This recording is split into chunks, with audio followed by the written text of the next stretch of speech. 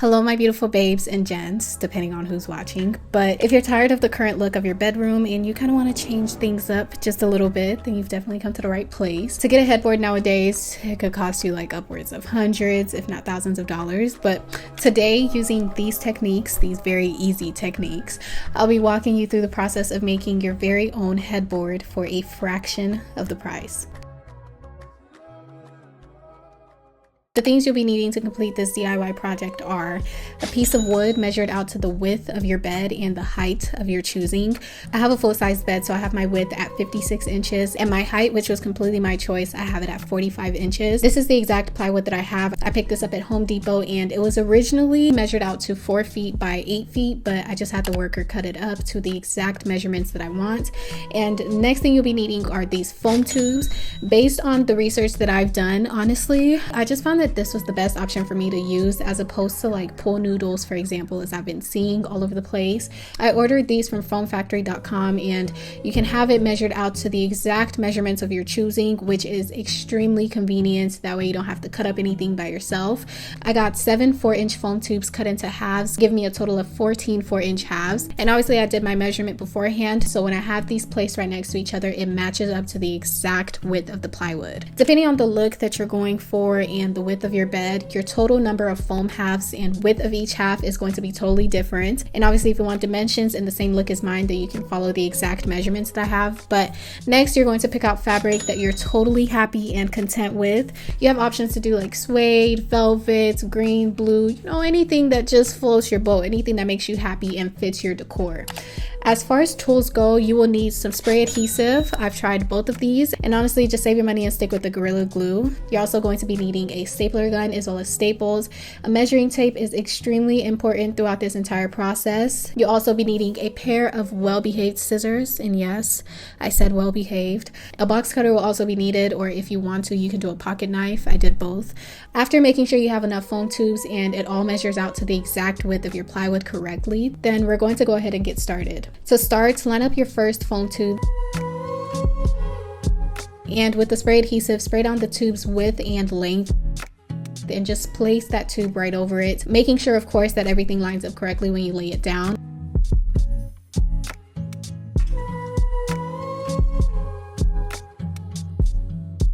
And once that is done, as easy as that is, you're just gonna keep repeating this with the remainder of the tubes. Just a few tips while doing this is making sure that there is absolutely no spacing whatsoever between each tube. Again, it's important that you do this because the tubes have already been measured out to the exact width of the plywood, so you don't want anything that's going to skew or mess up your work. Another tip is spraying the thickest layer of spray adhesive at the edge of the plywood. There's gonna be a lot of tension in those areas, you know, the edges, as you guys will see later in this video. So you wanna make sure that there's no chance for any lifting around those areas at all.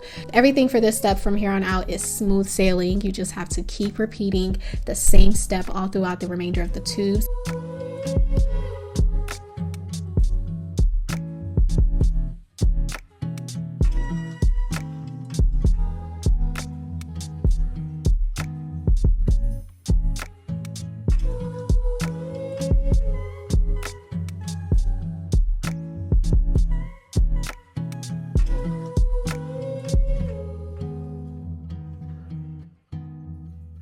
Once you have them all placed on the plywood, you can give the adhesive some time to dry down before moving on to the next step.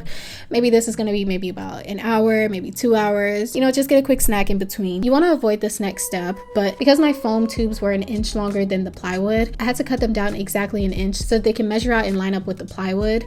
To avoid having to do this step, your best bet is to order the foam tubes first, and as soon as they're delivered, measure them out yourself. Don't put your full trust that it's going to be the exact length that you ordered, but measure it out first and then get the plywood to be the exact length of the foam tubes that you've measured. Like I said earlier, I ordered them to be 45 inches, but they all came as 46 inches instead. So because I didn't measure them when it delivered, I had to do some cutting.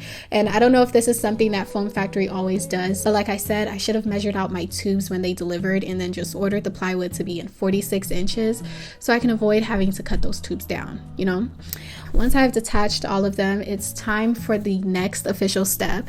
In this step, all you're going to be doing is rounding out the edges of the foam. This will essentially give your headboard a clean look and like a nice easy transition more or less, but I'm using this pocket knife and just carving out kind of like a semicircle and just making sure that I'm not going too deep into the foam. Okay, you want this to be an easy, seamless kind of transition. And again, hopefully you're a visual learner so you can pick up on what I'm doing, because I'm not gonna lie, it's actually a little hard to explain it, but you know, as long as you can see what I'm doing, then hopefully you get the gist. But I repeated this step again to all of the foams, using the previous one as a guideline to carve out and shape out the next one. And again, it should have just an easy, nice slope, just like the ones that you're seeing here. And you know, you don't have to over dramatize the slope, okay? Once that step is complete, lay out your fabric, and hopefully yours has already been cut in the store, but based on the size of your bed, whether it be twin, full, queen, king, the amount of fabric that you're going to need is going to be totally different, okay? So pro tip is to just have double of whatever the width of your headboard is. So if the width of your headboard is 60 inches, for example, then the goal is to have at least 120 inches or more than 3 yards of fabric. Capiche? Okay, cool. So yeah, cut up your fabric if that hasn't been done already. I went to like a discounted fabric store, so they just let me have this entire roll for $10. So yeah, I had to cut it up myself. And then whenever that's done, I'm going to lay it directly on top of my unfinished headboard. So what you want to do is line up that fabric very well to your headboard, okay? With each end, top and bottom, having roughly the same amount of fabric. In this step, you kind of need everything to be lined up because you want your fabric to go straight across your headboard perfectly without having any creasing or even having it being uneven at any point in time. Thankfully, I picked a fabric with vertical lines going up and down, so this kind of made my job a little bit easier, and those vertical lines kind of helped me make sure that my fabric lines up with my headboard at all times from top to bottom. And hopefully, again, you're a visual learner, so you kind of get the gist of what I mean by this. But yeah, as this was my first time doing this, it did take me a little bit to kind of figure out a flow that not only was effective, but was also simple to follow and understand as well, so that you guys are able to follow along just fine.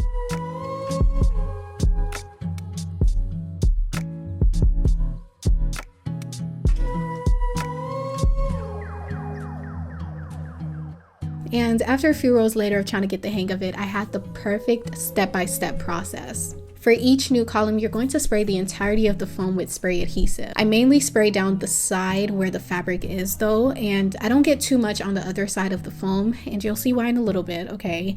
But once that side is fully coated with the spray adhesive, quickly just flip over your fabric and get that fabric to be as smooth as possible with no wrinkles at all. So, you know, just simply smooth it over with your hands, focusing mainly on the side where that spray adhesive was sprayed. Then with a thin but emphasis on very sturdy material, I use this broken makeup palette cover, and what you're going to do at this point is kind of force that fabric in between both foams. And honestly, this is the most important part in making sure that you have those clean lines in between.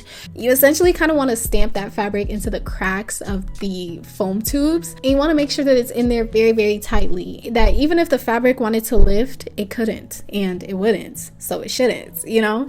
So yeah, this took some time, it took some strength, it took lots of reinforcing, but that's why I didn't want to get too much spray adhesive on that side, because it was already hard enough to force that fabric into the crack. You definitely don't want it to be any harder because, you know, the fabric has already been glued down to the foam on that side, especially, if that makes sense. So now hopefully you can kind of see the repetition in this. We're now back to the other side where you're going to spray down the adhesive, packing on a very thick layer of that adhesive. And once you've successfully done that, then you're going to flip over the fabric and smooth it out with your hands, leaving absolutely no folds or no creasing. And once you've gotten that fabric and the foam to become one using the glue, then you're going to secure that entire column in by forcing the fabric in between each foam on the other side. And this really just creates very solid columns where you almost can't even tell that there's fabric over a foam. Like, they've just been seamlessly meshed together.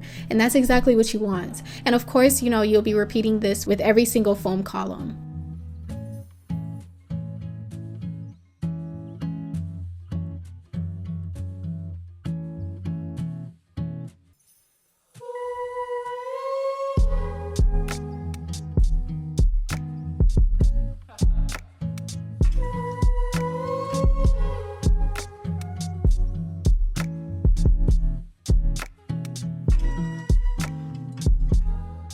When you get to the very last one, you're going to spray down a thick layer, emphasis on very thick layer of adhesive, and just smooth out that fabric over the foam using your hands, and as quickly as you can, fold the fabric under the plywood, and then just give everything some time to dry down. Maybe that be an hour, again maybe 2 hours, but you want to make sure that that fabric is underneath the plywood so that there's at least a little bit of pressure, so that there's no lifting of that fabric at all on the ends. Once you've come back to it and the adhesive has dried down, maybe a few hours later, then it's time for the last and final step. What you're going to be doing in this step is smoothing the fabric over the top. This step, honestly, girl, it takes some serious practice, it takes some serious patience, and quite literally it's going to make or break how professional your headboard looks. So you definitely don't want a headboard with like lumpy edges, because honestly speaking, the first thing someone will say when they see it is, "Oh, you made that yourself?" Like, girl, we don't need that, okay? We need people to think that this is factory made. But in this step, what you're gonna be doing is creating very smooth, crisp folds. You kind of have to see where the fabric naturally folds on itself and just kind of play around that. Also, you don't want to create any folds in between each column. I hope that makes sense, but you basically want that part to be super smooth, super sleek. And you know, if you have to play around with it multiple times, then do that. Just make sure that you're only having folds in between each foam tube.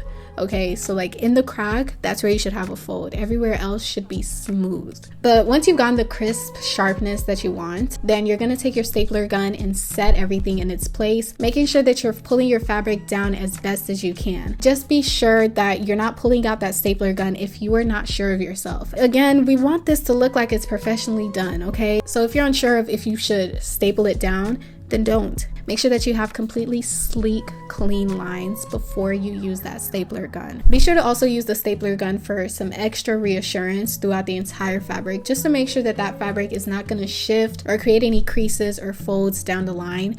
Again, you kind of want this to last for a while, so just make sure you're using your stapler gun as much as you need to. Once I was done with the top part, then I repeated the same exact thing all along the sides as well. And knowing that the bottom part will not be seen by anybody, I really didn't care too much how it looked. Most of my focus on the crisp lines was mainly on the other side, on the top, where, you know, everyone's going to be seeing. And once you're done, you have the perfect little headboard. You can see the parts I was talking about in the beginning that I was a little bit unsure of, and you know, still trying to get the hang of everything. And as soon as I found the perfect process that worked, the difference was very clear. So just make sure that you're following the steps that I gave for a smooth, clean look, and you'll easily be able to elevate and bring more warmth into your space.